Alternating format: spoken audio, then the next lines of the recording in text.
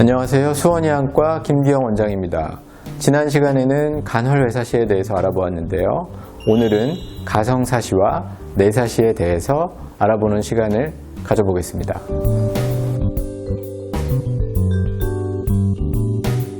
내사시는 눈이 안쪽으로 몰리는 경우를 이야기하는데요.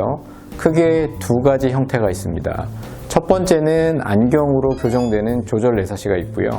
두 번째는 수술을 해줘야 하는 비조절 내사시가 있습니다.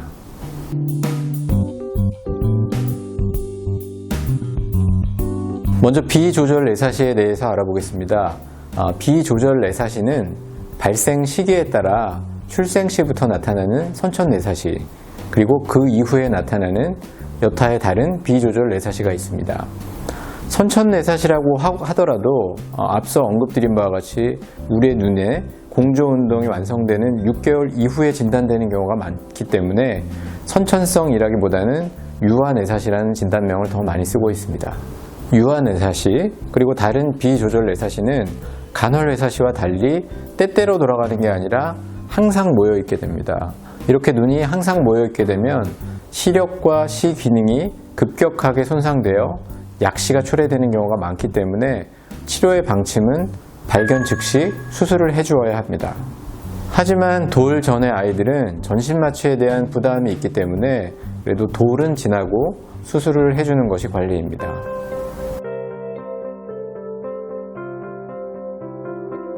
다음으로 조절 내사시에 대해서 알아보겠습니다. 앞서 말씀드린 바와 같이 조절 내사시는 안경으로 교정되는 내사시를 이야기합니다. 조절 내사시의 발생 원인은 우리 눈은 출생 직후에는 대부분 안구 사이즈가 작아서 원시입니다. 원시가 있을 때는 초점이 제대로 맞지 않아서 초점을 맞추려는 눈의 움직임, 즉 조절 현상이 일어나게 되는데요.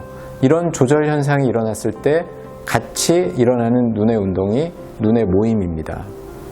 원시가 있고 조절을 하고 눈이 모였을 때 일반적으로 정상인들은 눈을 벌려주는 힘, 즉 계산력이 충분해서 안으로 모이지 않고 내사시가 발생하지 않습니다.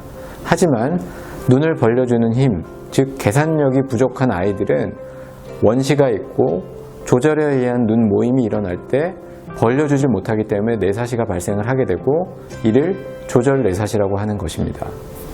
조절 내사시의 치료는 안경 교정입니다. 조절마비 굴절 검사를 통해서 정확한 원시 도수를 파악한 후에 안경을 처방해서 끼워주게 되면 조절을 할 필요가 없게 되므로 내사시가 사라지게 됩니다. 다음은 조절 내사시의 경과에 대해서 알아보겠습니다. 우리 눈은 성장하면서 대부분 원시가 줄어들게 됩니다. 원시가 줄어들면 사시 각도 줄어들 수 있고 원시가 사라지게 되면 사시도 사라질 수 있습니다. 따라서 정기적으로 면밀하게 안과 검진을 받은 후에 필요하면 안경 도수를 낮춰 나가야 합니다. 성인이 되어서도 원시가 전혀 줄지 않고 두꺼운 원시 안경을 끼게 되는 경우라면 라섹 같은 굴절 교정 수술을 해서 원시를 없애주면 사시도 같이 사라질 수 있습니다. 이것도 저것도 안 되는 경우에는 사시에 대해서 수술을 해주고 남은 포션만큼 원시 안경을 줄여주는 치료를 할 수도 있습니다.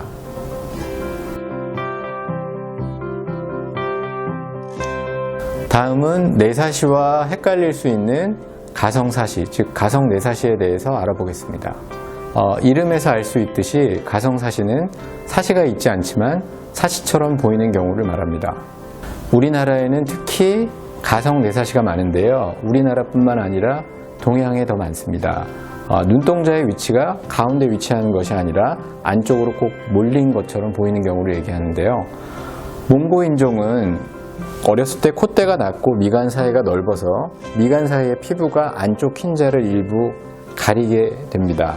흰자의 일부가 가려지면 바깥쪽보다 안쪽이 덜 보이기 때문에 눈이 안으로 몰려 보이는 것이지 실제 사시는 아니고 정상인의 눈동자의 위치와 차이가 없습니다. 가성사시는 실제 사시가 아니기 때문에 특별한 치료가 필요 없고 걱정하지 않으셔도 됩니다. 다만 성인이 돼서도 너무 콧대가 낮고 미간 사이가 멀어서 너무 몰려 보인다면 콧대를 높이는 수술을 하거나 아니면 앞트임 같은 성형 수술을 해줄 수 있습니다. 지금까지 수원이안과 김기영 원장이었습니다.